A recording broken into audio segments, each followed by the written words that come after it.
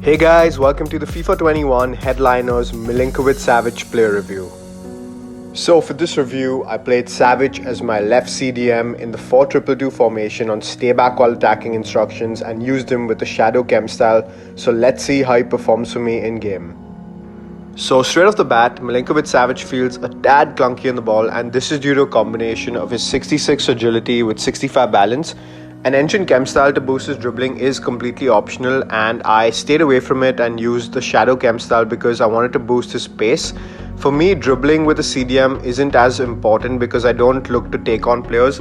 I just look to intercept and release a pass from them. So for me, I went with the shadow chem style to give him that increased defensive and pace boost. Overall, Savic's dribbling wasn't the worst. He felt pretty okay on the ball, but take note that in delayed gameplay such as foot champs, etc., his movement will be a bit more delayed and his sluggishness will be a bit more amplified. The only other con with Savic was his pace. He has 70 acceleration with 76 sprint speed, and in my opinion you have to use a chem style to boost his pace out to the max, and hence I went with the shadow chem style to make him feel much quicker in game. Apart from these two cons, Milinkovic-Savic's headliner card is an absolute beast in midfield. He is a general. He can control, dictate tempo of all your matches, and he is a phenomenal CM/CDM. And if you're rocking a Serie A team, you guys need to check this card out because he is amazing in game.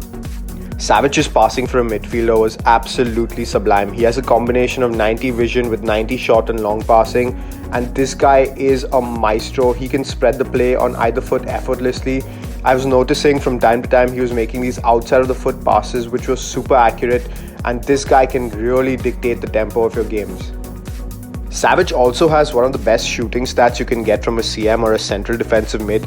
He has a 4-star weak foot as well and crazy finishing stats, so if you get a chance in and around the box to pop a shot with Savic, just cut loose and 8 times out of 10 it will find the back of the net. So he has phenomenal shooting for a defensive player in this game.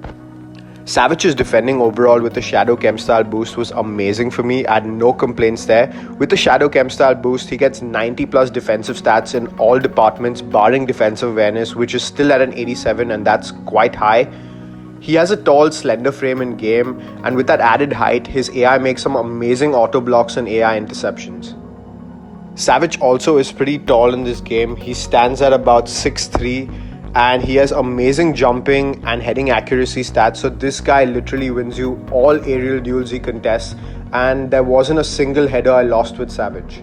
He also has some of the best physical stats you can get from a midfielder in this game. He has a combination of 88 stamina and 91 strength. This guy physically is an absolute monster.